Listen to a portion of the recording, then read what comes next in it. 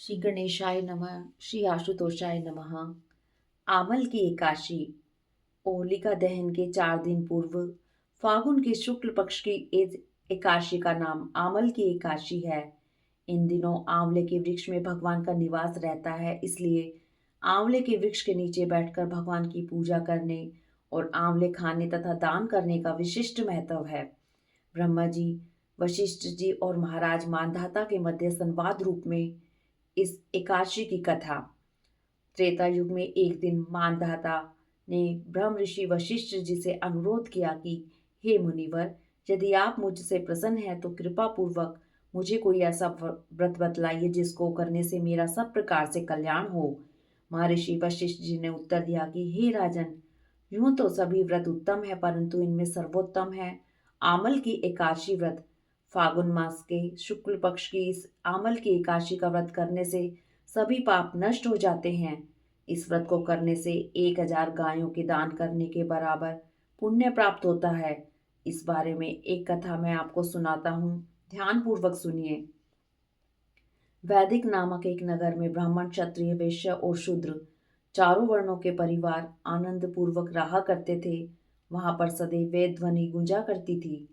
पापी, दुराचारी तथा नास्तिक कोई नहीं था। उस नगर में चैत्ररथ नाम का एक चंद्रवंशी राजा राज्य करता था। सभी नगर निवासी भगवान विष्णु के परम भक्त थे और सभी नियम पूर्वक एकादशियों का व्रत किया करते थे। प्रत्येक वर्ष के समान फागुन मास के शुक्ल पक्ष की आमल की एकादशी आई। उस दिन राजा, प्रजा तथा बाल वृद्ध सबने हर्ष पूर्वक व्रत किया। राजा अपनी प्रजा के साथ मंदिर में जाकर कुंभ स्थापित करके धूप दीप नैवेद्य पंचरत्न आदि से आंवले का पूजन करके इस प्रकार स्तुति करने लगा। हे धात्री, आप ब्रह्मा जी द्वारा उत्पन्न हुए हो और समस्त पापों का नाश करने वाले हो, अतः आपको नमस्कार है। आप मेरा अर्घ्य स्वीकार करें। आप रामचंद्र जी के द्वारा सम्मानित हो। मैं आपसे प्रार्थना करता हूँ कि आप मेरे समस्त पापों को समूल नष्ट करें। मंदिर में सबने रात्रि को जागरण किया। रात्रि के समय वहां एक बहेलिया आया जो अत्यंत पापी और दुराचारी था। वह अपने कुटुंब का पालन जीव हिंसा करके किया करता था। उस दिन उसे कोई शिकार नहीं मिला था, अतः निराहार रहना पड़ा। भूख तथा प्यास से व्याकुल वह बहेलिया मंदिर के कोने में बैठ गया और विष्णु भगवान तथा एकादशी महात्म्य की कथा सुनने लगा। इस प्रकार अन्य मनुष्यों की भांति उसने भी सारी रात जागकर बिता दी। प्रातःकाल घर आकर उसने भोजन किया। कुछ समय बाद उस बहेली की मृत्यु हो गई। आमल की एकादशी का व्रत व जागरण करने के कारण अगले जन्म में उस बहेलिये ने राजा विदुरथ के घर जन्म लिया। उसका नाम वसुरथ रखा गया। युवा होने पर वह चतुरंगिणी सेना तथा धन धान्य से युक्त होकर 10,000 ग्रामों का पालन करने लगा।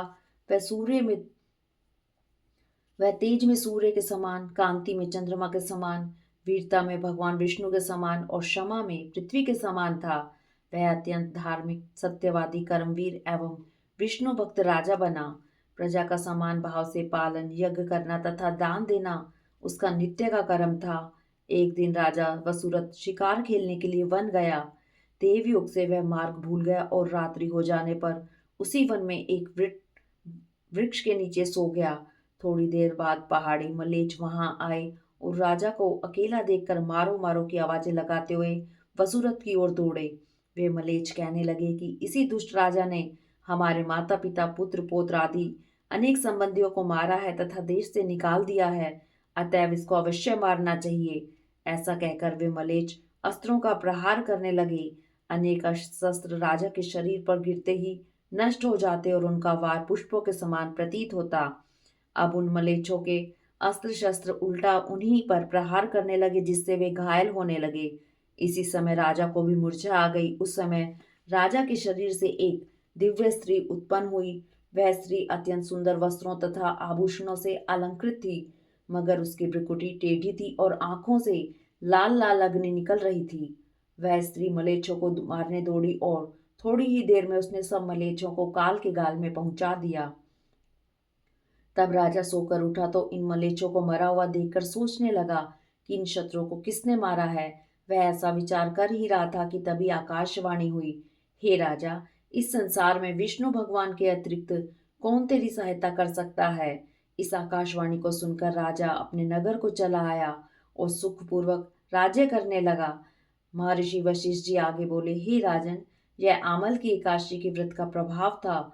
जो मनुष्य इस आमल की एकादशी का व्रत करते हैं वे सभी कार्यों में सफल होकर अंत में विष्णु लोक को प्राप्त होते हैं।